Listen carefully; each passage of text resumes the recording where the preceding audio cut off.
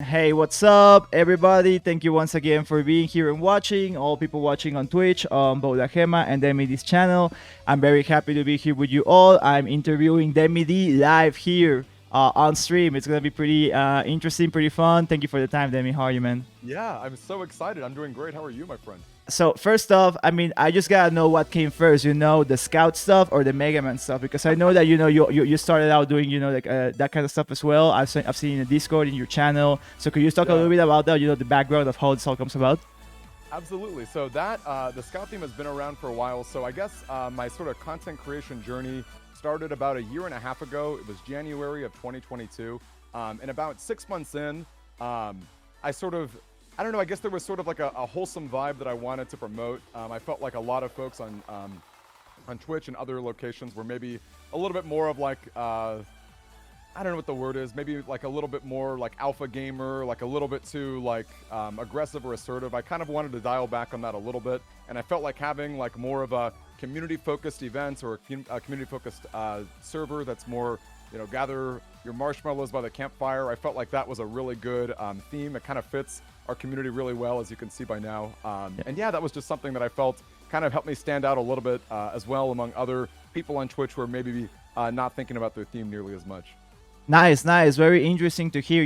I definitely see some of the elements that you mentioned. Also, having been a long time consumer of Twitch, definitely has changed over the course of years. So I think that it's great that you bring that kind of vibe over to the site. So props on that.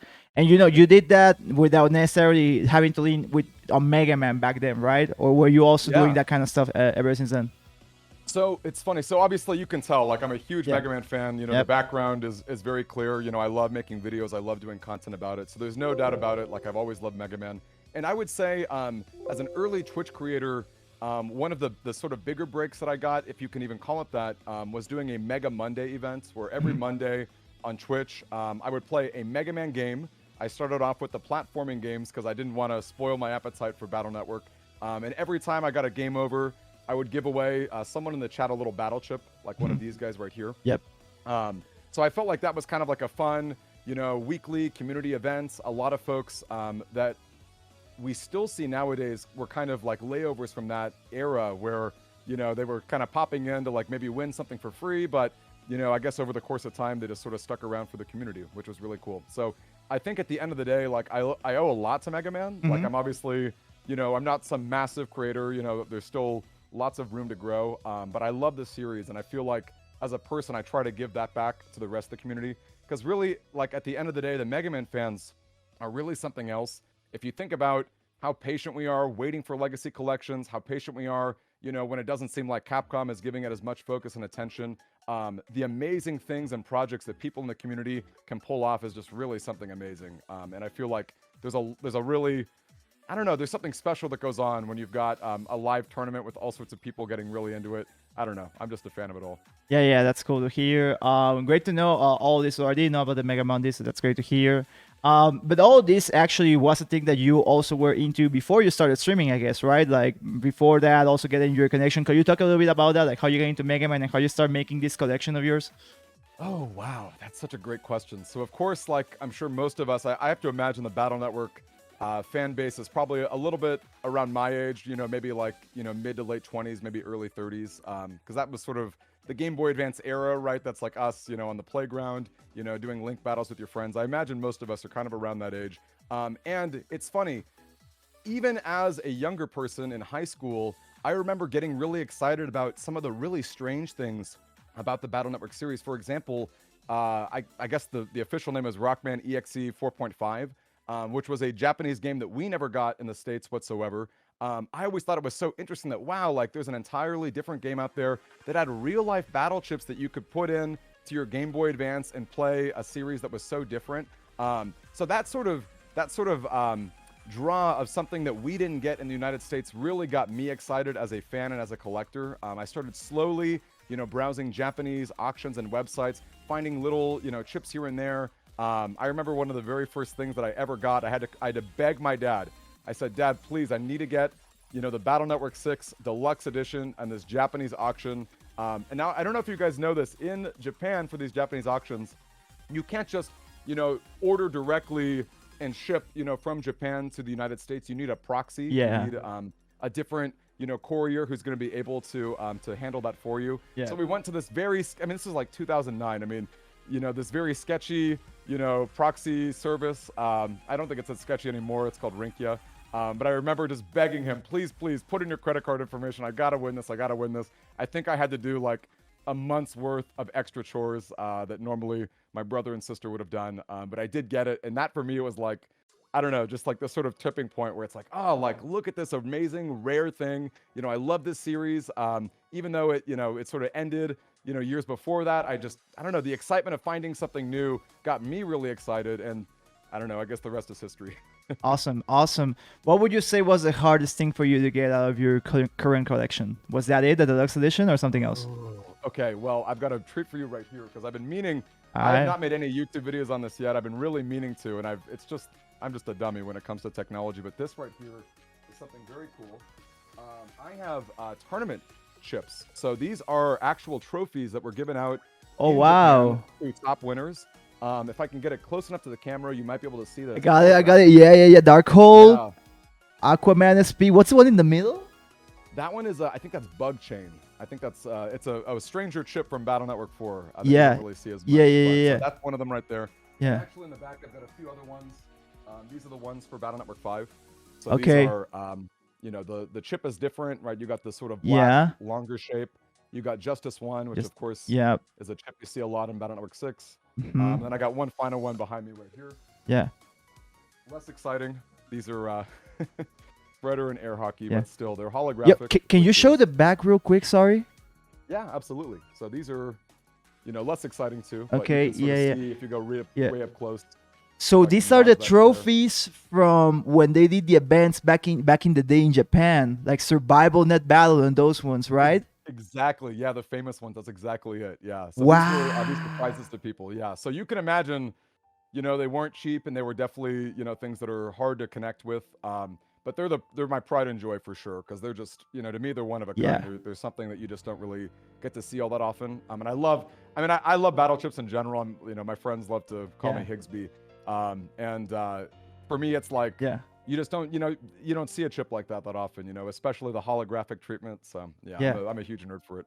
Bro, those are deep cuts. Much respect, man. You've got some great stuff there, man. And thank you for the scoop here in this interview and for everybody that's Oh, watching. stop. Appreciate Yeah. it, man. Hey, no, that's Well- real because actually it's funny. So I've also done Mega Man Battle Network tournaments in the past, and before Rollback came out, I used to play on those tournaments. Survival Net Battle 2019, Survival Net Battle Right. 2021. I tried to keep the flame alive. So to see you have those actual trophies, that's great, man. Respect. Yeah, respect Yeah. you too. That's Yeah. amazing. All right, I'm sorry, I was fanboying for a moment, but that's great. Those are I'm sure those are the type of auctions that also you need to get a Japanese proxy for, right? Absolutely. And honestly, Yeah. even more than that is just like, connections and knowing people, just, being able to sort of reach out to greater people and talk, hey, like, this is something I'm looking for. Do like just digging up leads? It's a lot like detective work, just, Yeah. being able to sort of like suss out, or even, is this real? Yeah. Because that's a thing that I think a lot of fans have trouble with. Battle Network is not Pokemon, right? It's not some massive community with, millions of people, who are buying things and digging up information.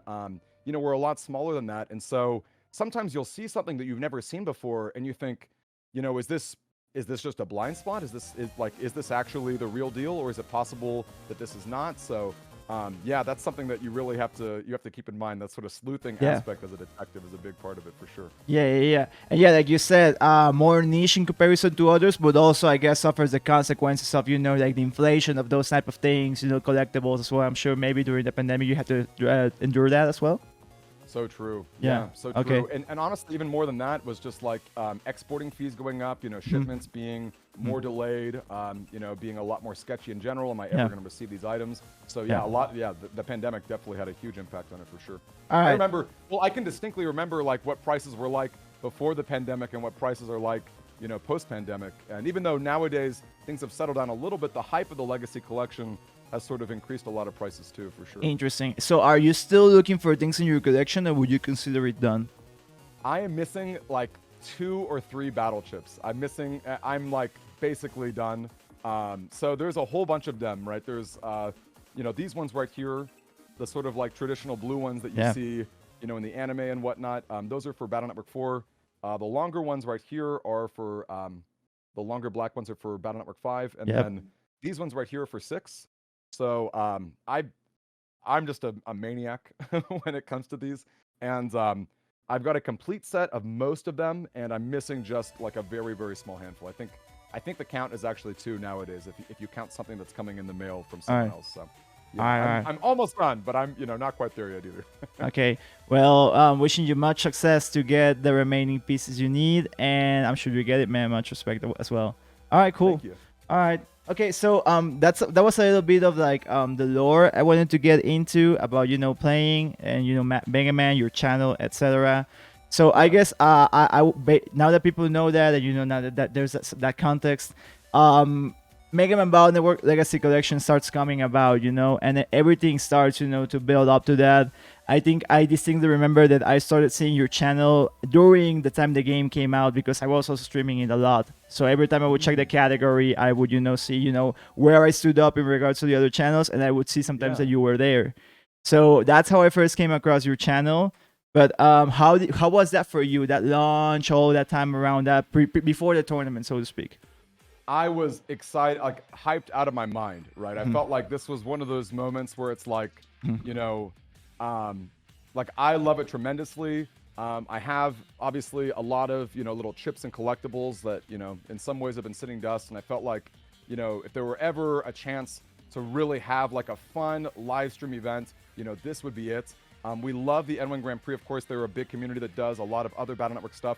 But their tournaments in the past have always been, more of a, a slower, round robin pace, right? I felt like there was a really good opportunity to have like a big live stream event, with a lot of energy, a lot of excitement. And that was something that people in my chat right now, if you can make an emote or something, I talked about this like months and months. You could not get me to shut up about the Legacy Collection. I was so excited for it. Even as I'm playing games like Resident Evil 2 and all sorts of other exciting games that are coming out, honestly, all I'm talking about is, there you go, right? All I'm talking about was this Legacy Collection. And truly, like, I knew that I wanted to run tournaments. I knew that was something that was like really near and dear to my heart, because I felt like if there were ever an opportunity to take advantage of a newer, resurged interest in Battle Network, it's using that online play and trying to make it happen. Did you have prior experience running tournaments for Mega Man or other events? No. No? Okay. All right. Yeah. I mean, not at all. It was, and let me tell you, I'll go on the record here. My first event, the Beast Cup day 1, was sloppy. There were definitely a lot of technical issues that, maybe a little bit, with a little more seasoned experience, I could have dodged and avoided. But I feel so much more confident nowadays. I feel like there's a flow of things that just definitely sort of picks itself up, and that's helped. That's helped a lot. Let me tell you. Obviously, making mistakes is one thing, but learning from them is really important. Of course. Also in Mega Man Battle Network PvP, right? Yeah. If I were to share, I've also run tournaments not only for Mega Man but also for other games. And you know what? Actually, don't really worry about it, because in my experience, also I think running Mega Man Battle Network is it's one of the more complicated games to run. And it's not necessarily because of the game. It's just because a combination of, the accessibility of online play and how to actually play. And, like the community, like usually in other competitive games, you would see people that are more familiar with, maybe you have to do challenge or start GG, get on the Discord. I think that because that's not something as common, because most people that play Mega Man Battle Network played single player. They really haven't played PvP. I think it's a combination of those factors that, makes, a communication or having to actually do the logistics of the tournament an issue. What do you think about that? And then like, and then unlike a regular fighting game, you have to worry about, deck lists, is this legal, are you using something that's banned, right? There's a sort of extra layer of like, am I going to have to fact check this? Am I going to have to make sure that this is proper? And even that, not to go too off topic here, but that was something that I thought a lot about, where I'm like, okay, like if I say no, no deck list, no Navi customizer, just enter the event, that's a lot easier logistically. Like that would probably help me a lot when it comes to running the event in a more smooth manner. And yet I felt like it was really important to hold people accountable and to make sure that people are not, peeking on the screen during my Twitch chats or whatever, being able to make little tweaks and edits here and there. I felt like it was important to have like a, as far as like a good, level of competition for people. I felt like that was extremely important. So, it's one of those things where it's like, it's extra work, and as you said, it's not something you see in a lot of other fighting games. But it's just part of what you have to do. Yeah. But also, I think I think you did a good job bridging the standard that you see from other tournaments, like NYGP, etc., and also trying to do this vision that you wanted, that is, a live event that happens all on the same day, which I also think that it's also something more common in fighting games. But maybe because of the nature of the community being more niche, time zones, etc., that's why there's more elongated tournaments. However, I also really like the approach of doing it live one day if it's possible, because it's possible. It's like you need to get people like together, and really need to move them along. But I also like that approach. So do you consider that as well, trying out like the maybe like week-long round robin or stuff like that, or anything else you would comment on that? So we sort of flirted with the idea of that a few weeks back. Something that I really try to focus and emphasize on is the newer players, right? Yeah. Because I feel like if you're a veteran player, if you're very skilled, you've already got the N1 Grand Prix, you've already got a Discord where you're using Tango and you're able to find people quickly. For me, I come from an education background in actually special education too, but I feel like something that I wanted to really focus on when it came to making videos and when it came to running events was thinking, hey, and actually you touched on this yourself earlier, Lagama, that if most people play the game single player throughout the years, maybe they don't even know. Maybe they have an idea that, you can battle somebody, but maybe it's gimmicky, or maybe it's not very fun, or maybe certain strategies are too oppressive or whatever, right? So maybe there were a lot of people out there who are excited to play the Legacy Collection single player, but I felt like there was sort of a market or an audience for people who are just curious, who are just, and honestly, I think, well, it's my hope. I'm not vain enough to say that it is the case, but it's my hope that when they get to see footage of a live event and you get to see the excitement and the reactions and the very precise play that the very skilled players at the top are able to pull off, that it's really infectious. I feel like it's like, I want to hop into this. Like, I know I played through the games. I played through 1 through 6. How hard can it be? Like, let's go ahead and try it out. And then they find out, oh my gosh, my folder is not, I'm getting crushed by everybody because, I'm using double hero, I'm using live stored, right? Things that were working out really well in single player, just not quite the same way. So I guess, to get back on topic, I felt like, sort of focusing more on the newer experience and focusing more on people, who are maybe overwhelmed by, all the things you have to learn about and all the things you have to know. That's my hope, that we've been able to sort of tap into that and be able to help those newer players find, a footing with us. So we did a newer player league, where I sort of said, hey, no prizes. I don't want, veteran players coming in and steamrolling the competition. But hey, sign up for this round robin league on Challenge. You've got several days to fight your opponents. There's going to be a bunch of rounds. And I wanted to support all the platforms too. So, PS4 doesn't get as much love. Steam, of course, right? There's Tango to suppress it, but there are still people who want to play on those platforms. So I said, hey, just go for it, right? And I think it's going pretty well. I haven't been keeping as much tabs on it. I've got a few moderators who've been really good about keeping things up, especially our good friend March on Twitch. But that's like the sort of like the first foray that we've done into something like that. I think it's been really good. And I'd be curious to see, like, if more people do prefer that style. I do love the live events, but it is a lot of time and energy. So if there are people out there who prefer the round robins over that, I'm super happy to accommodate.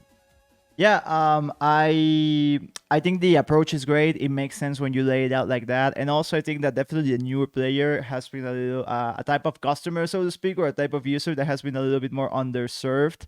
Definitely, especially because of all the issues laid out that you and I have both mentioned, the accessibility of it, all the stuff that you need to get together, like the bridging, like coming from single player to coming to PvP, like definitely. Like how many people do you run into on Ranked Online already that are running just like Sword or like the basic folder when they start out, right? So it's like it's definitely some time to get adjusted to that. Absolutely. Okay. Couldn't have said it better myself. Yeah. So great stuff. I do know you have a tournament coming up, right? I think another like live type of tournament similar to the Beast Cup. Absolutely. Yeah. Okay. Cool. Absolutely. So that's going to be happening July 1st and 2nd. This is our first event that we're officially supporting Tango. In the past, it was my hope to stick to official just because I felt like maybe official was the easiest accessibility, kind of like we were saying earlier for newer players, that maybe, you know, if I tell you, hey, like there's this great program that's got rollback netcode, but then the average user looks at it and says, I'm overwhelmed, I don't know how to do this, whatever. You know, I felt like, okay, like let's just stick to official as much as possible. But I feel like we're now at a point where a lot of players who are getting interested in PvP are becoming a little bit more savvy. They're getting, you know, and they're getting frustrated, right? The 20-second timers, you know, the lag and the delay that you get in the official release. You know, I felt like it was basically, if you're going to be on PC anyway, you know, you may as well, you know, go for Tango and the rollback netcode features. Now, that being said, Switch is still very popular. In fact, Switch has been our most popular platform, not even close. So I do want to continue supporting the official Switch release as well. Obviously, you know, disconnections and lag can be a thing. But for the most part, we've actually been able to sort of overcome that, which has been pretty helpful. All right. Okay. I want to get a little bit more, I don't know, metaphorical, abstract with you for a moment here. And I think that, you know, I've thought about the same thing in regards to the Steam version. Like, if you've already like getting into Steam version, or like, I don't know, like if you do ranked and you get to S rank or Omega rank, you know what's the rank after that one? Tango, right? You know that's the final frontier basically. So yeah, if you're on Steam, you should get on Tango. That you have access to it because you know you can like legally dump your ROMs, etc., all that kind of stuff.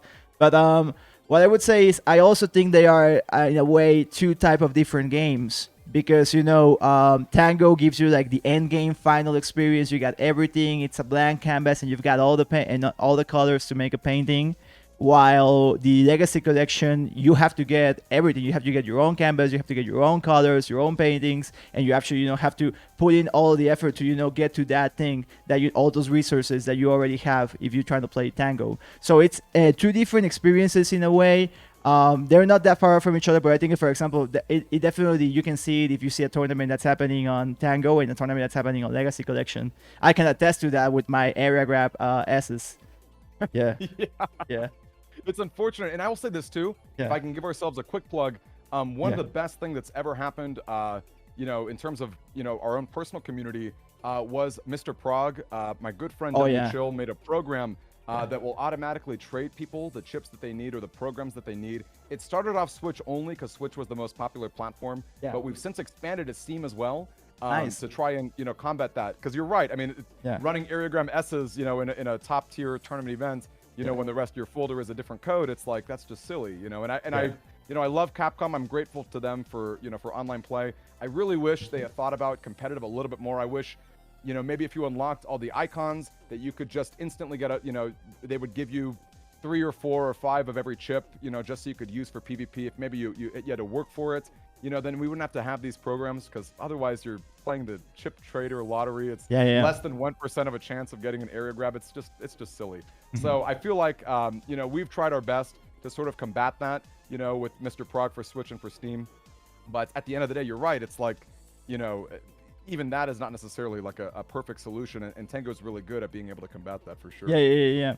I think that, you know, both versions coexist. It's just what type of experience you're looking for, or if, you know, if you're really like bullish and maybe, you know, if you want to support official Capcom products or official Mega Man products. But I think that it's great that you're incorporating both options into your future events.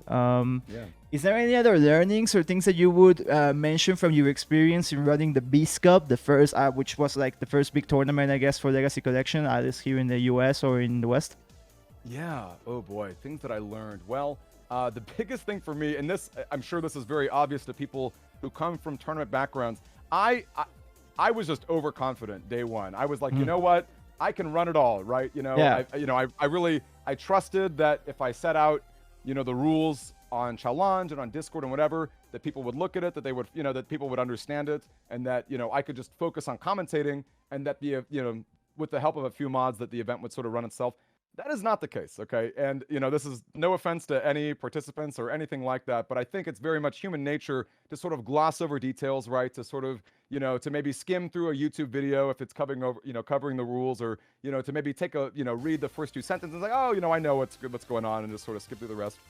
I was surprised how much I had to sort of remind people, hey, you know, I need you to check in, or I need your deck list right now. The deadline passed an hour ago. I'm going to be really nice to you because, you know, I want people to have a fun event. I don't want to, you know, kick people out, but the deadline was an hour ago. Like, hustle, let's get it going.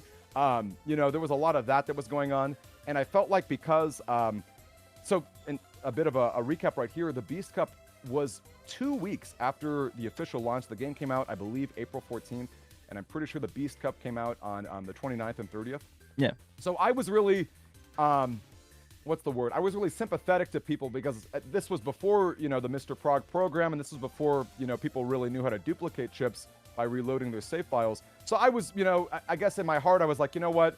I'm going to make a really lenient deadline because I want people to have the maximum amount of time to get their area grab stars, to get their things. I didn't want to ban area grab. I thought, there were all these different things I was thinking about where I'm like, if this is too soon to the event or too soon to the game's release, how am I going to make this happen? So at the end of the day, we just sort of ran with it. There was a lot of stress. I definitely, there were a lot of times on that day one in particular where I was like, gosh, I was so happy to have someone else commentating with me, Solex Cross, because I felt like so much of my time was just going on Discord, corralling people to the right spots, making sure that people were doing, the right things in the right places. So that was a big one. So I think, I guess the sort of bigger takeaway I had was, really having like a dedicated mod who's responsible to sort of running, certain aspects of it, being super, super clear, saying the same thing a lot. Even if you think you've said it 1,000 times, say it 1,001 times, because there is someone out there who has not fully read it and has not fully understood it, and just trying to sort of lower the barrier a bit. So, for example, I think the first event, you had to report your scores to us, and we would input it manually. Nowadays, we let you do it yourself. Of course, we can go backward on challenge if there is somebody who's mistakenly put in the wrong information or something, but just sort of finding ways to make the event smoother for everybody has been just like the biggest priority. And I could certainly feel the difference. I think that last tournament that we had, the Rental Rumble, was infinitely smoother, and I feel very confident about this Proto Cup coming up. Nice. Great to hear.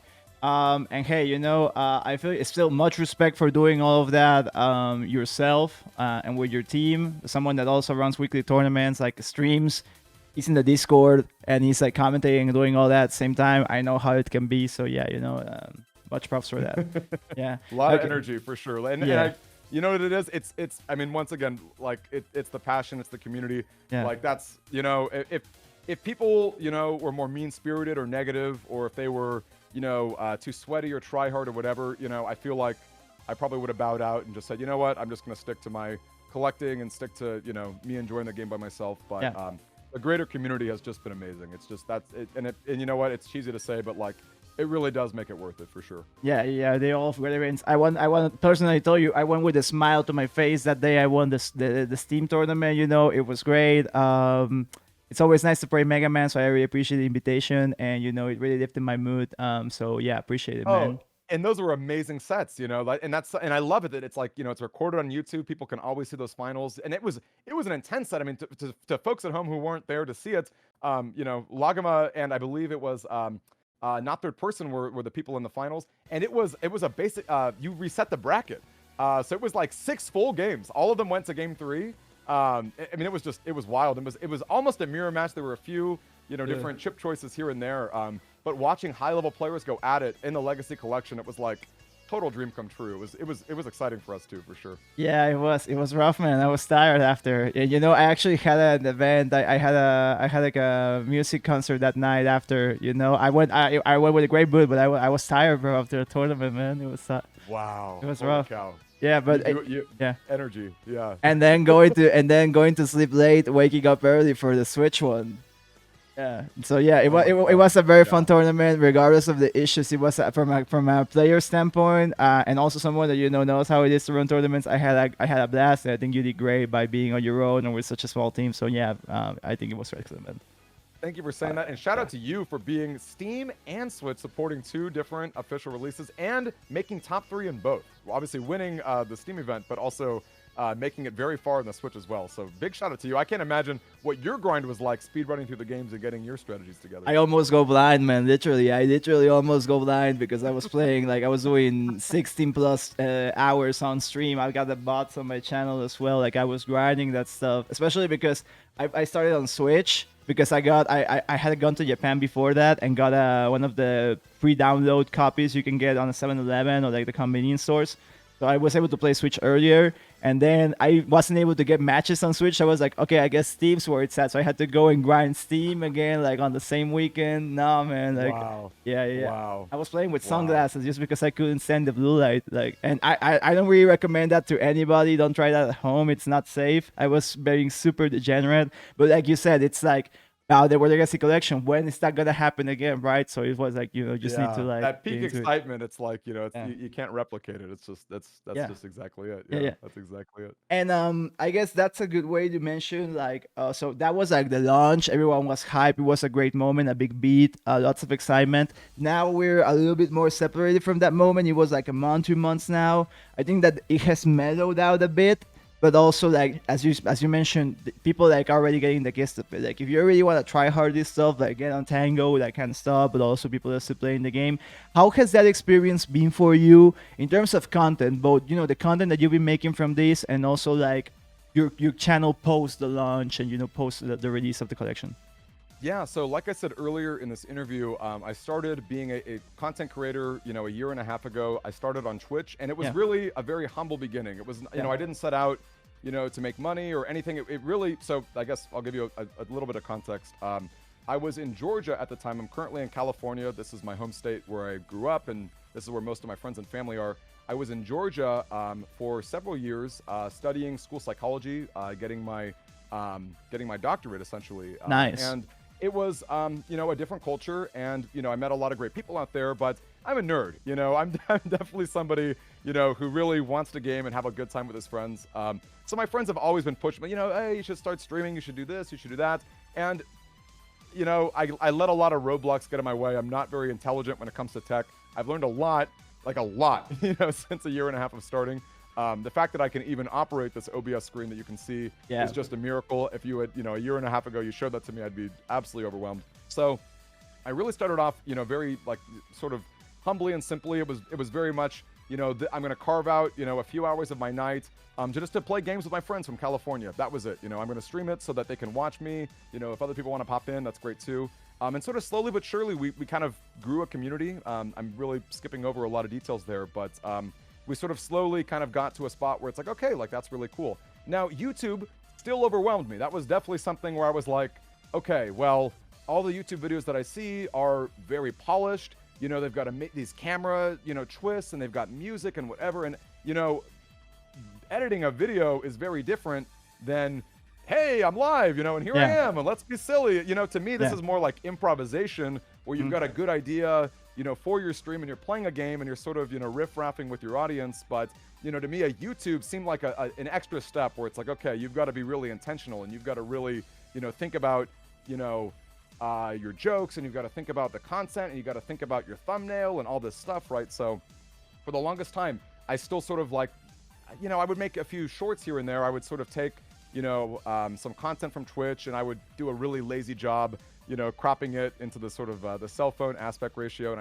I would just, throw it up on YouTube and TikTok, and they get some views, but not a lot of views. And no wonder, because they were very low effort. They weren't, it wasn't as if I was really putting in a lot of effort. But for me, with the release of the Legacy Collection, I guess I've always thought of myself as a Twitch streamer first and foremost, because, that was sort of, right, that idea that I could just go live and have fun and not have to worry about, what happens afterward was always very appealing. But for me, I really wanted to hype up this event. I thought, okay, like, I'm a Twitch streamer, I want to get people to show up for this Beast Cup. I want to have a fun time. I've got chips to give out. Like, I'm going to do it for free, like, whatever. I just want to have a lot of people there. I want to have a really exciting time. Like, I don't care, what it's going to cost me. Like, let's just do it.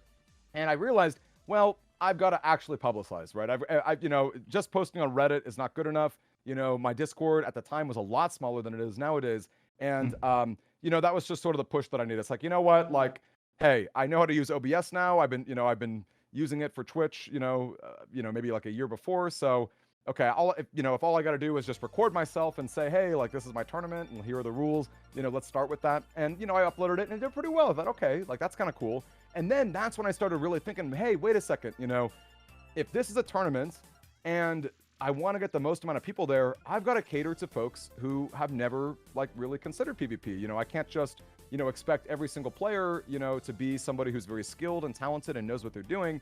So I thought, what, like, let's just make a really simple video. It happened literally on a Twitch stream. It was, you know, in the middle of myself streaming Battle Network 6. I just sort of, you know, ignored my chat and I did like a 10-minute, you know what, let's just build a folder, right? It's not overwhelming. You know, there are certain chips that you're going to see in almost every strategy. Let's start with there. And then, you know what, let's just pick like a fun theme. Let's, you know, let's sort of tweak it and let's go, you know, sort of, you know, build off of it and make it, you know, more refined. And then, hey, let's work on our Navi customizer. And then, hey, like, let's just go live. Like, let's just do some battles and see, you know, how does our strategy go together? And those did really well, like really, really well. And at the time, you know, I'm still pretty new to YouTube. And at the time I was very new to YouTube. I thought, okay, like, you know, is this just how many Mega Man fans are out there that are just, you're like, what the heck? Like, I just never knew it. And the answer is no. Like, there's obviously like a new game comes out and there's a ton of, you know, excitement for the next, you know, new hot thing. And then the next game comes out and that's sort of like where the new views come. So I've definitely experienced exactly what you said, more of a, you know, a cooling off and more of like a mellow experience when it comes to views and content. But at the time I was really invigorated and inspired. Like, you know what, like, wow, like, okay, like, you know, if I can, and it wasn't hard for me. Like, you know, it's sort of like eased my own mental, you know, barriers where it's like, oh, you know what, like if I can just go live and just talk about a folder that I really like and people, you know, are finding some value from this and people are enjoying it and it's publicizing our tournament that I want a lot of people to join, then I just got to keep doing it. So in a lot of ways, you know, it was sort of like a step-by-step journey of like, okay, like, you know, now if I want to make a video, I want it to be something really interesting. I want it to be something that's going to teach someone, you know, about a new strategy. I just, you know, did a video last week on Bug Death Thunder, you know, which is a strategy I like a lot. It's a strategy you don't see as often, you know, if you're a newer player, maybe you don't even look at that Giga chip. So for me, it's like I'm just trying to find, you know, interesting, you know, strategies and tips that might, you know, be able to help newer players find, you know, different strategies and ideas. And you know what, I got to say, it's been really fun. I've been really enjoying it. Nice, great to hear. And also, I just want to personally say I was very flattered to see that you made a video based on my folder from the tournament as well. I haven't actually watched all of it, but I just saw that it happened. It was like, oh wow, that's cool. I need to watch it. It is. Well, I got to tell you, those were amazing sets. Obviously, you know, it was the same folder I did put in the Air Grab Stars. You know, we put in the, you know, we didn't use the Fast Gauge M, right? You know, it's rough. It's rough. It is rough. I got to tell you, without. Especially on Steam, right? Because Switch, we were able to duplicate our chips a lot easier. At Steam, it's like, my heart goes out to those souls out there who were trying their best, you know, with the chips that just weren't perfect. But still, it was an amazing strategy, you know, and it was a blast to cover it. It was a blast to use it because I feel like, you know, being able to cover, you know, very skilled players and, you know, the ways that they're playing the game, I feel like is really valuable to someone who's newer. So I think it's just a win-win for everybody. Yeah. And I don't want to go too off topic here, but I just want to say, you know, thank God that grab banish is in S code. That's the only thing I would say. And also, I think that also grab banish is also an M code, so it can also work with fast gauge champ. But you know, good thing it's in S, man. All right, cool. So okay, so as we mentioned, it's like 1 or 2 months after the collection has come. Like, yeah, for sure, viewership mellows out, anything, but also like at the community. But how are you looking at moving forward with your channel, both with YouTube and Twitch? Because I know that you've also been like, you were doing a lot of Mega Man Battle Network 6, started doing also like 2, 3, etc. And also I've seen you doing Digimon. Like, so what are you thinking out? Like, are you gonna still like maybe focus your the YouTube channel like in Mega Man, or are you gonna keep on doing your thing in both channels? Like, what are you thinking now? So that's a great question. I love that you're asking that question because it is definitely an interesting spot. Like I said, I'm still relatively new to YouTube. Like that's, you know, I haven't had, you know, months and months and months of experience, or even like, I'm sure bigger content creators have teams of people who maybe come up with ideas and people who help them edit and do all sorts of stuff. You know, I've been really grateful to have, you know, a small group of volunteers that have been really helpful. I'm hoping, you know, as we keep growing and I have more money at my disposal, you know, we can start, you know, maybe helping people out, you know, monetarily and whatever. But for me, I feel like Mega Man is always going to be a core part of who I am. I love those videos. I feel like, I mean, I have like a whole, I don't know if you know what Trello is. Or Trello board. Oh, that's right. Deep. That's deep. Right. So, I swear to you, I have like 12 different like ideas for videos for Mega Man. I feel like I'm always coming up with different ones. I said this earlier today when I was showing off the trophies earlier, but I feel like I haven't even touched like, you know, what the heck is the stuff behind me, right? I'm sure many people, you know, the sort of the background helps a lot. Where, you know, it's like, okay, like this person is not just a bandwagoner. This person really does enjoy Mega Man. I feel like that helps a lot. But like I've learned so much, you know, just about collecting over the years that, and I'll say this, you know, and this is not, I hope this is not, you know, too vain or whatever, but I do feel like on YouTube, you could find a lot of people who really know Mega Man PvP content very well, and you could follow them and you could learn a lot. I'm not convinced that you're going to find as many people who really know about battle chips, the physical ones, who really know as much about, you know, how do you find this PET, like how do you play it, how do you use it.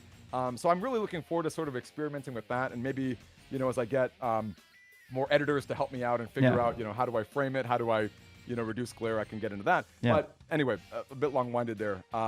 I do not want to be just the Mega Man guy, though. Like, I definitely don't.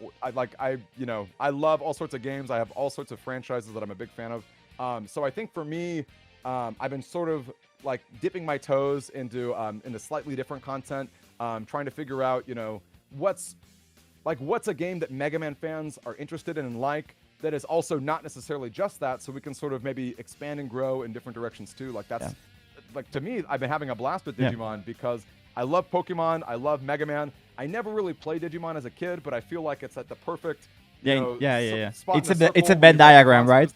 Right, exactly. It's like the perfect center. So I figure, you know what, like, let's try it out. And to, you know, to the community's credit, a lot of Mega Man Battle Network fans have been like showing up and giving me advice and helping that out. I'm really looking forward to Final Fantasy 16. I don't know how much overlap there is between Mega Man Battle Network and Final Fantasy 16, but I'm a diehard Final Fantasy fan, and I'm hoping that maybe some of those videos will do well. Who knows? You know, it's really, at the end of the day, I'm going to be trying a lot of different stuff as I continue to make, you know, regular weekly content for Mega Man 2. Nice. Sidebar, can I ask what's your favorite Final Fantasy?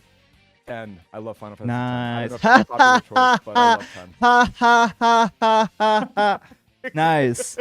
Nice. Okay, cool. I love it. That's like, that game on the PS2, like, I don't even understand it. Like, that, I don't know. I'm a fanboy for it for sure. I love 10 though. 10's Hey, good pick. Good battle system. Amazing, all right, cool. So, all right, still in the works. I just want to also say, I think that you have a lot more to offer than not just your PvP Mega Man Battle Network content. I think that your collection also can be a lot of stuff as well. So I don't think you're being vain at all. I think you have a lot to offer. And you know, you said it, there's a lot of people that know PvP. I have my own channel as well and proud of my abilities. But I think that in terms of accessibility and reaching audience and reaching people both in YouTube and Twitch, I think that you've been the one since the collection came out that's been doing it the best. You know, and so I think that you're doing great stuff in that regard. So I also wanted to let you know that. Thank you very much for saying that. No, for sure. And also, I guess that's also, I don't know if you've kind of like noticed that yourself on your own, or what do you think about in general about the other BN content that you've been seeing? Like, did you take a reference of other BN content on YouTube or other sites to also inspire what you were doing, or what do you think about that? Yeah, absolutely. So, you know, some of the more trendy videos that I see, you know, are very, very stylized edits of fights, right? You know, maybe it's like, you know, a little bit of action and then a SpongeBob meme comes out and then, you know, there's a guy with a you know the style, right? There's a lot of like very entertaining ways to make a fight look and sound, which is really great. Yeah. That is way beyond me. I don't have the editing skills. I don't have the vision. You know, it's a sense of humor that I don't know. I can't even like. It's just impossible for me to tap into. I feel like an old man sometimes, but it's great and it's fun. Like, I enjoy watching these battles. For me, I feel like, you know, like, rather than try to emulate something that maybe I'm not as comfortable with, or something that I don't like fully know how to grasp, I feel like just staying the course. You know, even if it's not getting the most views right away, even if it's not, you know, the trendiest video at the moment, I feel like, you know, if I can continue to make, you know, good, you know, I want to say quality, you know, things that will help people, things that are, you know, that are topics that maybe a fan, you know, 3 months from now says, hey, like, what is Bug Death Thunder? Like, I just encountered this chip. What is this? And they type it in. Oh, wow, there's a video on it. You know, my hope is that, you know, over time, you know, those videos will sort of, you know, maybe stand the course and maybe not be, you know, sort of flash in the pan kind of ideas. So I definitely love the content that I've been seeing from a lot of other people when it comes to that, because it's super funny. Like, and I wish, you know, I'm not that funny. Like, I'm, you know, like I'm an old man for sure. But, you know, I feel like, you know, maybe focusing on, you know, maybe the sort of newer player who's interested in learning more about PvP, I think that's been really helpful. All right, that makes sense. Okay, so you edit your videos? You have an editor or stuff like that? You do everything on your own? I do most of it on my own. So I have a few people that I want to shout out. Claire is a longtime mod of ours who is just amazing. She does really, really great shorts. All of the, like, I would say the past like 5 or 6 shorts that actually have editing. It's not just, you know, me, right, just sitting there. That's been her, and she's been really amazing. And then I've got another friend, March, who's been doing a great job helping me with the sort of long play content. Because you're right, I did start streaming Battle Network 2 and 3. I did a community challenge where I said, hey, you know, you, the audience, you're going to pick my folder. You know, you can spend some channel points, and you're going to slot in whatever chip you want. It made it very challenging and very fun in some great ways. And I'm hoping to sort of edit those together and make some fun stuff out of that. So, you know, he's on top of that. So I do have a few folks who are very good, and NTH is another friend in mod of ours who's also makes some really great shorts. So those are like, that's all really great. But for the most part, like I do a lot of it myself. You know, most of that's just like a monetary thing. You know, a lot of it is just sort of like maybe more of a perfectionistic like kind of streak. I feel that. Like, you know, where it's like, and I need to get over that. You know, I need to sell some of the stuff that's behind me instead of just like, you know, getting dust on my shelf. You know, maybe sell it and fund some better editing going on, because, you know, I definitely don't want to just be, you know, doing it all on my own for the rest of my life. I definitely, you know, have to start, you know, hiring more people and you know, compensating them well, because they do a really great job. But yeah, for the most part, I do most of it myself. And I'm learning a lot, which is great, but I'm slow as molasses. Like you know, it can take me, you know, 6 hours, you know, to be done with something where I'm like, is the audio right? You know, is it too loud? Is it too quiet? You know, if I cut this, you know, it's just all these little things that just, they probably don't matter at the end of the day, but like, you know, I just sort of like get caught in my own world, just like, you know, struggling with it. That's fine.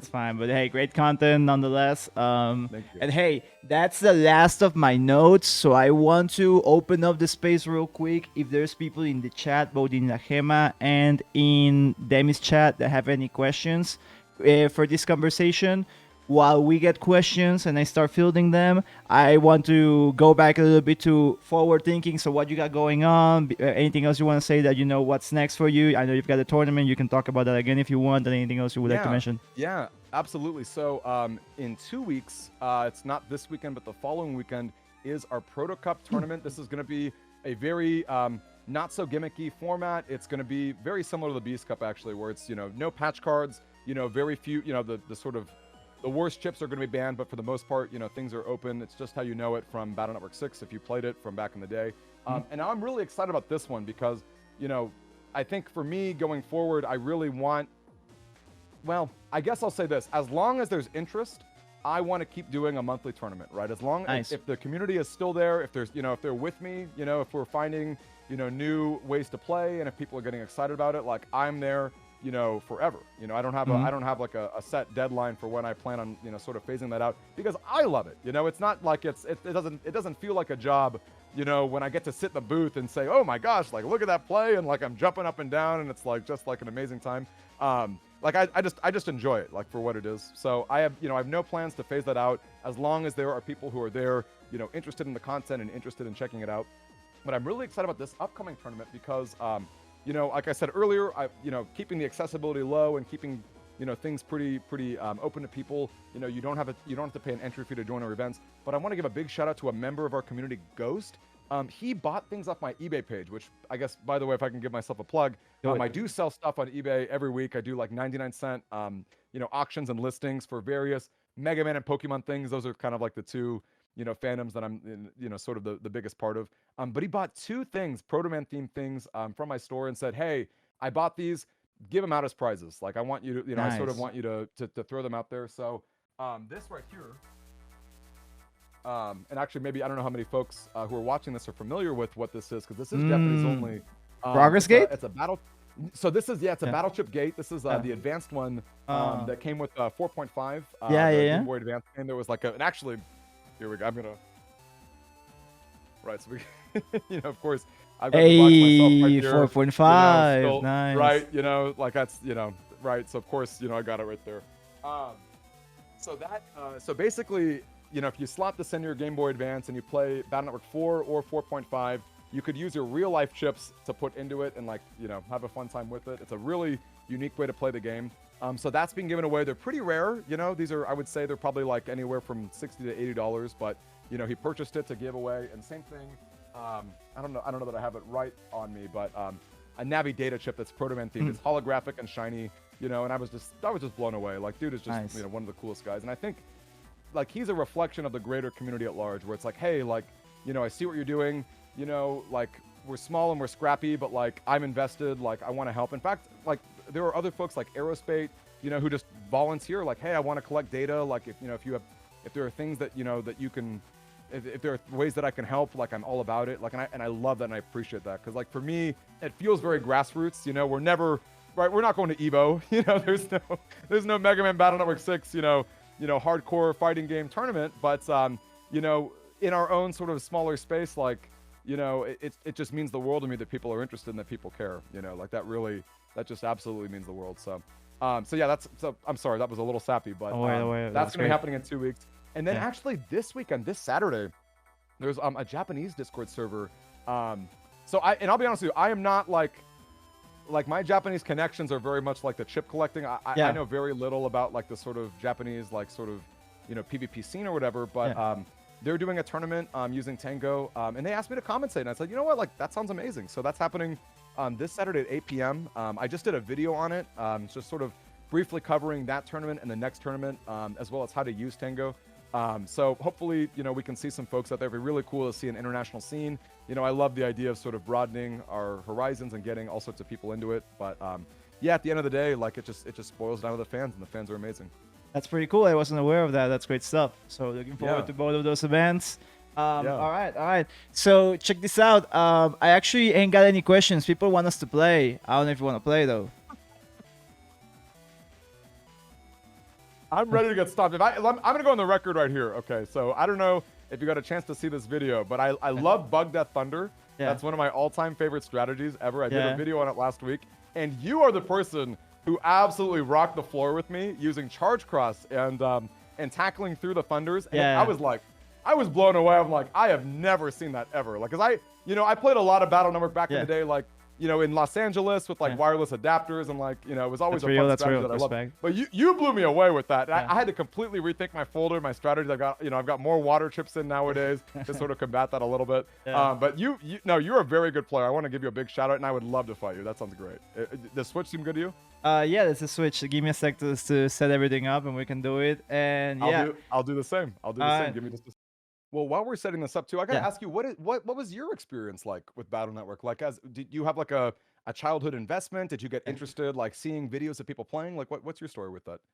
So I'm a big Mega Man Battle Network fan. I mostly come from Mega Man overall. I used to play Mega Man X. That's like my favorite franchise before that. I used to play a lot of X. That was my favorite one. Then Zero. I knew about Network when I was younger, but I wasn't as engaged until I got access to Game Boy Advance, and I played some of them. And I really like the game. I always wanted to play PvP, but I never got the opportunity to play it until around like 2017, early 2018. I started playing. I found out the M1GP, and I really learned a lot. I got whooped a lot by Bug That Thunder, by all of the guys that play over there. So that's why I got experience with Bug That Thunder. I really like her. And I came from also other games, other esports. So like, you know, like Smash Bros, fighting games, etc. So I was engaged in those, but I never really wanted to be the best in one of those games. You know, it was just like, I want to play and get good, and that's it.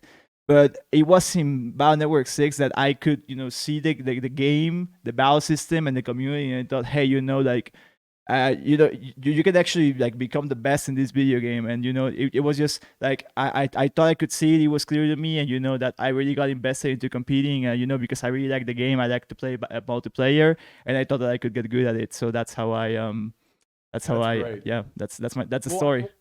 Well, knowing that you love fighting games so much, it makes a lot of sense that you would have that sort of, you know, that drive and that passion to get excited about it. Because you're right, you know, if you think about the X series or any of the other Mega Man games, if you want to be the best in the world, you got to be a speedrunner, right? Like that's how you would do it. And of course, you can speedrun Battle Network, and that's a whole thing in itself. But I think the ability to fight somebody is a very different kind of feeling, and it's just something that I think, you know, is really unique to the series. I think.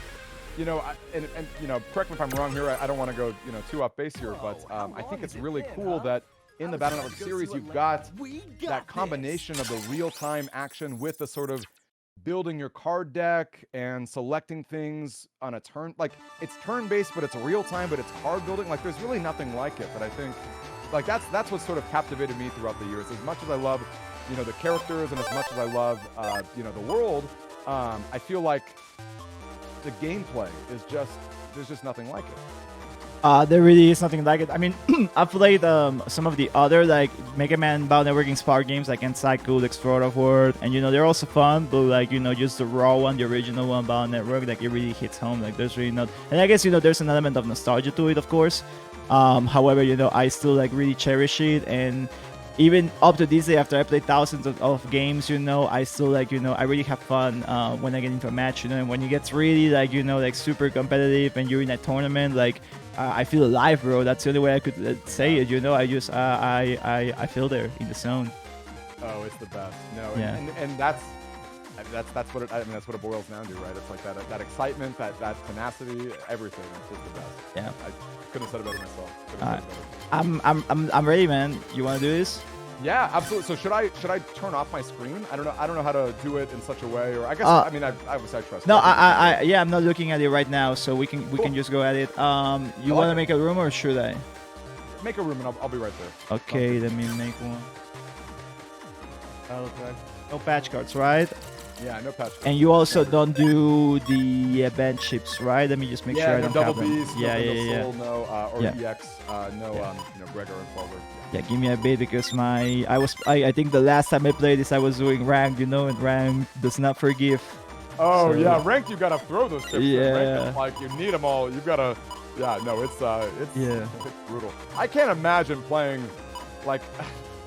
Sometimes I go on Facebook or Reddit and I see people playing Battle Network 2 PvP and I think, what are you doing? Like, Oh man, no, yeah, that's just a mashing contest.